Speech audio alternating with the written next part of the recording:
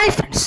So మరి మనం తిరుమల మీలో ఎప్పుడైనా సరే తిరుమల వెళ్తే కనుక స్వామివారిని ఎన్నో గంటలు క్యూ లైన్లో నిలబడి మరి ఆ స్వామివారి యొక్క రూపాన్ని చూడాలని గంటల గంటల క్యూ లైన్లో నిలబడి ఆ స్వామివారికి ఒక్క క్షణం కోసం మరి మనందరం కూడా పరితపించిపోతూ ఉంటాం కదా. మరి అటువంటి స్వామివారి యొక్క ఆ యొక్క నిజరూప దర్శనంలో మరి ముందున్నటువంటి మరి కులశేఖరపడిని మీలో ఎంతమంది చూసుంటారు? అసలు ఆ యొక్క కులశేఖరపడి అంటే ఏంటి? తిరుమలలో ఎంతో వైభవంగా ఎంతో చారిత్రాత్మకమైనటువంటి ఆ యొక్క కులశేఖరపడి మరి చరిత్ర ఏంటి అనేది ఈరోజు మన వీడియోలో మనం తెలిసేసుకుందాం. ఎవరైనా కనుక ఫస్ట్ టైం మన ఛానల్ చూస్తున్నట్లయితే కనుక సబ్స్క్రైబ్ చేసుకుని పక్కన ఉన్న గెల్ ఐకాన్ని క్లిక్ చేసేయండి. మా వీడియోస్ చూస్తున్నారు కానీ సబ్స్క్రైబ్ చేసుకోవట్లేదు. మరి తిరుమలలో ఎన్నో రహస్యాలు ఉన్నాయి. మరి అందులో ఈ కులశేఖరపడి అనేది ఎంతో విచిత్రంగా ఎంతో అద్భుతంగా ఈ యొక్క కులశేఖరపడి గురించి ఉంటుంది కాబట్టి స్కిప్ చేయకుండా చివరి వరకు చూడడానికి ట్రై చేయండి. మరి స్వామివారిని మనం నిజరూప దర్శనం కోసం ఎంతో గంటలైతే వెయిట్ చేసి స్వామివారి దర్శనం చేసుకుంటూ ఉంటాం కదా. అలా స్వామివారికి ముందున్నటువంటి ఆ యొక్క గడప ఏదైతే ఉందో స్వామివారిని మనం దర్శించుకునేటువంటి ముందు గడప ఉన్నటువంటి గడపనే కులశేఖరపడి అని అంటాం అనమాట. అంటే సాక్షాత్తం కులశేఖర్ ఆళ్వార్ వారు ఆ యొక్క గడప రూపంలో స్వామివారిని 24 గంటలు ప్రతి క్షణం ప్రతినిత్యం కూడా చూసే విధంగా స్వామివారి యొక్క వరం పొంది ఆ యొక్క గడప రూపంలో మారిపోయాడు ఆ యొక్క కులశేఖర ఆళ్వార్ అనమాట. మరి ఆళ్వార్ల చరిత్రలో మరి ఈ యొక్క కులశేఖర ఆళ్వార్ కంటూ ప్రత్యేకమైనటువంటి స్థానం ఉందన్నమాట. సాక్షాత్తం వెంకటేశ్వర స్వామి భక్తుడిగా శ్రీ మహావిష్ణువు భక్తుడిగా స్వామివారంటే పిచ్చి, అలాగే శ్రీరామచంద్రమూర్తి అంటే ఇంకా ఎంతో పిచ్చి అనమాట, చెప్పలేనటువంటి పిచ్చి.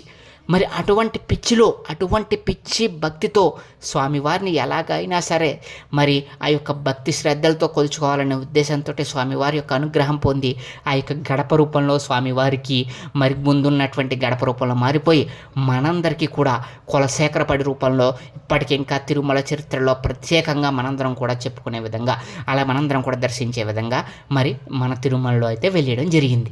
మరి అంతటి గొప్ప చరిత్ర కలిగినటువంటి మరి కులశేఖర్ ఆళ్వార్ గారి గురించి మరి కేరళను పాలించినటువంటి రాజుల్లో చేరవంశపు రాజులు అయితే ఒక ఘన చరిత్ర అయితే ఉండేది. మరి అలాంటి రాజవంశంలో ధ్రువవ్రతుడైనటువంటి రాజు ఉండేవాడు. ఆయనకి ఎంతమంది పిల్లలు కలగకపోవడంతో మరి ఎప్పటికీ కూడా పిల్లలు కలగకుండా ఉండడంతో ఆర్తిగా శ్రీమన్నారాయణుని అయితే వేడుకోవడం జరిగింది.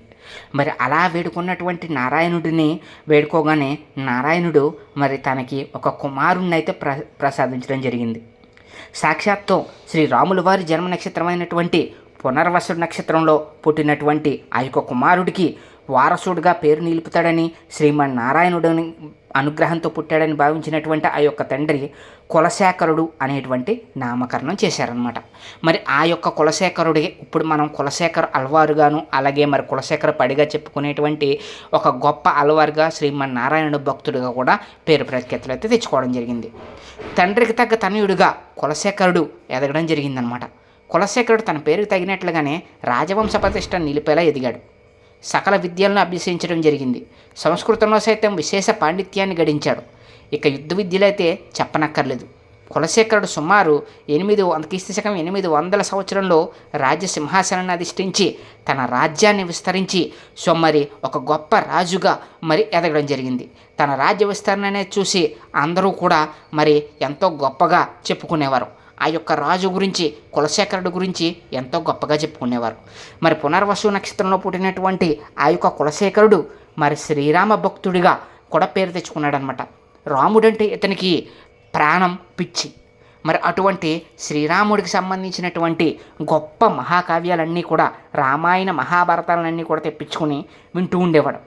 తనకి సంబంధించినటువంటి మరి సైన్యం మొత్తాన్ని కూడా ఆ యొక్క రాజ్యంలో శ్రీరాముడు యొక్క నామస్మరణ చేసుకుంటూ స్వామివారికి సంబంధించినటువంటి పండితులందరినీ పిలిచి ఆ యొక్క రామాయణ యొక్క గాథల్ని రామాయణాన్ని పండితులతో చేత ఎప్పుడు కూడా నిత్యం కూడా వినిపించుకుంటూ ఉండేవాడనమాట.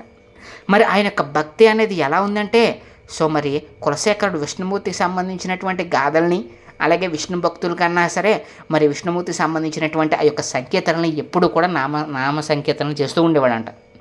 మరి అలా చేస్తూ మరి ఒకసారి ఒక ఆసక్తికరమైనటువంటి సంఘటన చోటు చేసుకుంది. ఎప్పుడు కూడా ఆయన శ్రీరామ అంటూ ఎప్పుడు కూడా మరి ఆ యొక్క రామాయణాన్ని శ్రవణం చేస్తూ ఉండేవాడు. మరి ఎంతోమంది పండితుల చేత ఎప్పుడు కూడా రామాయణం కూర్చొని చెప్పించుకుంటూ ఉండేవాడు.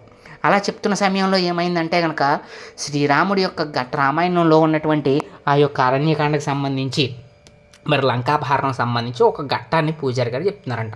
ఆ పక్కనే ఉన్నటువంటి ఆ యొక్క పండితుల వారు ఈయనకి కులశేఖరాల వారి గారికి వివరిస్తూ ఉన్నారు.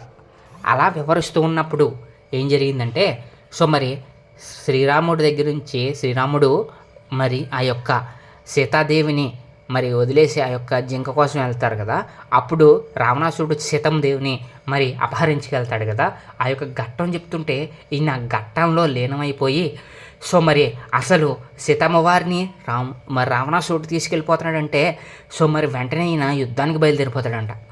మరి ఆ యొక్క రామాయణంలో విలీనమైపోయి ఆ చెప్పేటువంటి పండితులకి ఎంతమంది చెప్పినా సరే వినకుండా అయ్యో సీతమ్మదేవిని మరి ఆ యొక్క రావణాసురుడు అపహరించుకుపోతుండ రాక్షసుడిని ఎలాగైనా సరే ఎదిరించి సీతమ్మ వారిని కాపాడాలని చెప్పేసి ఆ యొక్క గుర్రం మీద అంటే ఆయన యొక్క గుర్రాన్ని తీసుకుని అక్కడ సముద్రం ఉంటుందంట, కానీ సముద్రంలో కూడా వెళ్ళిపోతూ ఉంటాడు. అమ్మ సీతమ్మదేవి నేను నిన్ను కాపాడుతానమ్మ, రాములు వారి కోసం ఎలాగైనా సరే నిన్ను కాపాడి ఆ యొక్క రావణాసుడిని విడిపింతాను తల్లి అని చెప్పేసి అయితే గుర్రం వేసుకుని ఆ యొక్క సముద్రంలోకి వెళ్ళిపోతూ ఉంటాడంట. చుట్టూ ఉన్న వాళ్ళందరూ ఆశ్చర్యపోతారు. చివరికి ఏమవుతుందంటే అప్పుడు స్వామివారికి అనుగ్రహం కలిగి సముద్రంలోకి వెళ్ళిపోతున్నటువంటి ఆ యొక్క గుర్రాన్ని వెళ్ళిపోతున్నటువంటి ఈ యొక్క కులశేఖర్ వారికి అనుగ్రహించి కనిపిస్తారనమాట. కనిపించి ఇదిగో సీతమ్మ వారు తిరిగి వచ్చేసారు, కాపాడుకున్నాను నేను సీతమ్మ వారిని అని చెప్పేసి అయితే దర్శనించి మరి ఆ యొక్క సైన్యం నుంచి అయితే చూపించడం జరుగుతుంది. దాంతో అప్పటి వరకు కూడా ఆయన ఆ యొక్క సంఘటనలో విలీనమైపోయి ఉండిపోతారనమాట. మరి ఈ విధంగా మరి ఆయనకు అనేక సంఘటనలు అంటే రాముల వారంటే పిచ్చి, అటువంటి పిచ్చి ఉన్నటువంటి రాముల వారి యొక్క పిచ్చితోటి అలాగే ఆ యొక్క దైవభక్తితోటి నిరంతరం కూడా గడుపుతూ ఉండేవారు. అలాగే కులశేఖరుడు కేవలం భక్తుడే కాదు, తనలోని భక్తిని అక్షరబద్ధం చేయగలిగినటువంటి సుజనాకరుడు కూడా. అందుకే పెరుమాళ్ తిరుమలి అనే పేరుతో రాసినటువంటి 105 పాసురాలను అల్వార్ల సాహిత్యంలో భాగంగా పరిగణిస్తారు. దీనికి తోడుగా ముకుందమాల పేరుతో సంస్కృతంలో ఆయన రాసినటువంటి స్తోత్రం కూడా బహుళ ప్రచారంలో ఉంది. ఈ విధంగా కులశేఖరుడు సాహిత్యంలో ఎలాగ తన స్థానాన్ని సుస్థిరం చేసుకున్నాడు, అయినా కూడా ఇంకా స్వామివారిని నిత్యం కూడా స్మరించుకుంటూ ఉండాలి, స్వామివారిని ఎప్పుడూ కూడా చూస్తూ ఉండాలి అనుకునేవాడు అనమాట. అలా అనుకుంటూ మరి వైష్ణవులందరినీ కూడా చేరదీసి వాళ్ళందరికీ కూడా నిత్యము కూడా మరి అన్న సంతర్పణ అయితే చేస్తూ ఉండేవాడు.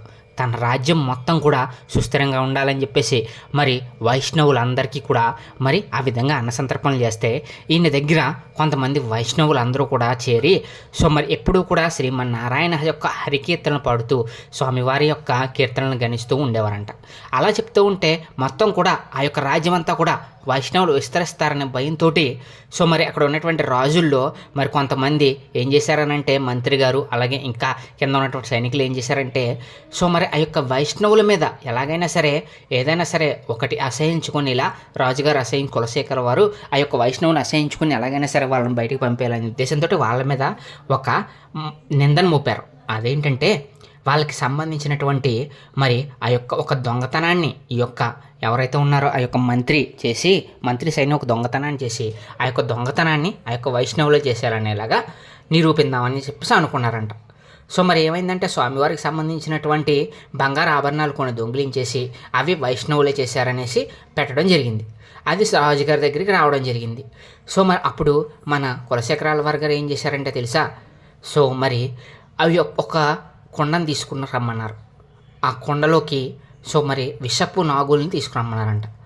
మరి ఆ యొక్క విషపు నాగులు తీసుకురొస్తే మరి ఇక్కడ ఎవరైతే నిజంగా తప్పు చేశారో వాళ్ళందరూ కూడా పిలిపించి మీరు ఎవరి మీద అయితే అభియోగాలు చేస్తున్నారో వాళ్ళందరినీ పిలిపించి ఆ కొండలో చేపట్టమని చెప్పారంట. నారాయణ తలుచుకుని మరి ఎవరైతే తప్పు చేశారో వాళ్ళనైతే ఈ పాములు అయితే కాడేస్తాయి, తప్పు చేయలేని వాళ్ళని మాత్రం ఏమీ చేయమని చెప్పేసి ఫస్ట్ నేనే పెడతానని చెప్పేసి ఈయన ఆ యొక్క విషపు నాగులు విపరీతమైనటువంటి పాయిజన్ ఉన్నటువంటి అంటే విషమైనటువంటి ఆ పాములు ఉన్నటువంటి కొండలకైతే చేతి పెట్టేశారు. పెడితే ఈయన ఏమీ చేయలేదు. అవి ఆ తర్వాత వైష్ణవులందరినీ కూడా పిలిపించి ఈయన ఆస్థానంలో ఉన్న వైష్ణవులందరినీ పిలిపించి ఒకళ్ళనొకళ్ళు పెట్టమని చెప్పారు. వాళ్ళందరూ కూడా అలా పెడితే వాళ్ళు ఎవ్వరినీ కూడా పాము కాదు కదా ఏమీ చేయలేదంట. మరి ఇప్పుడు వెంటనే మరి మంత్రిని అలాగే సైనికుల్ని పిలవగానే వెంటనే మంత్రి గారు వచ్చి ఈయన కాళ్ళ మీద పడి క్షమించండి ప్రభు, మేమే తప్పు చేసామని అయితే చెప్పడం జరిగింది. దీంతో ఆయనకి ఇంకా రాజ్యం అన్న ఆ యొక్క రాజ్యం చూడాలన్నా ఆ యొక్క రాజ్యాన్ని రాజుగా ఉండాలన్నా కూడా ఇంకా ఆయనకి విరక్తి కలిగి సో మరి ఆ యొక్క రాజ్యాన్ని మరి స్వస్తి చెప్పేసి కొడుకు అప్పగించేసి సో మరి వెంటనే ఆ యొక్క రాజ్యాన్ని విడిచేసి స్వామివారి సేవకైతే బయలుదేరిపోయారు. అలా బయలుదేరినటువంటి కులశేఖర వారు సో శ్రీరంగం వరకు కూడా చేరుకుని శ్రీరంగంలో ఉన్నటువంటి మరి ఆ యొక్క స్వామివారిని నిత్యం కూడా స్మరిస్తూ దర్శించుకుంటూ అలాగే ఆ యొక్క స్వామివారి యొక్క సేవలో గడిపేసేవారు.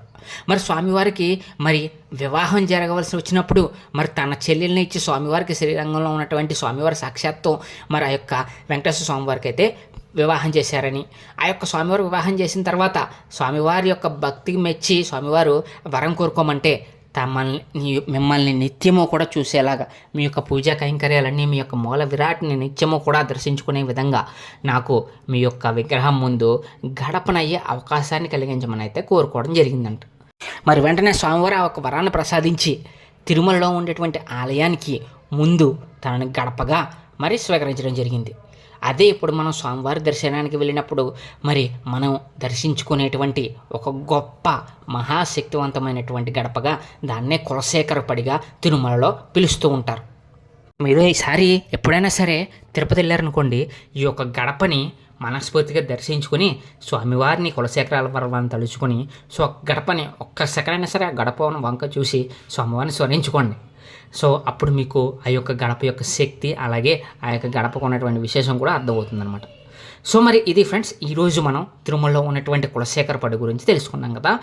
సో మరి రాను రోజుల్లో మరింతగా తిరుమలలో ఉన్నటువంటి విశేషాలు తెలుసుకునే ప్రయత్నం చేద్దాం. సో మరి మీకు మరిన్ని ఇలాంటి ఇంట్రెస్టింగ్ వీడియోస్ కావాలనుకుంటే కనుక వెంటనే మా ఛానల్ సబ్స్క్రైబ్ చేసుకొని పక్కన ఉన్న బెల్ ఐకాన్ని క్లిక్ చేసేయండి. Thank you friends, thank you so much.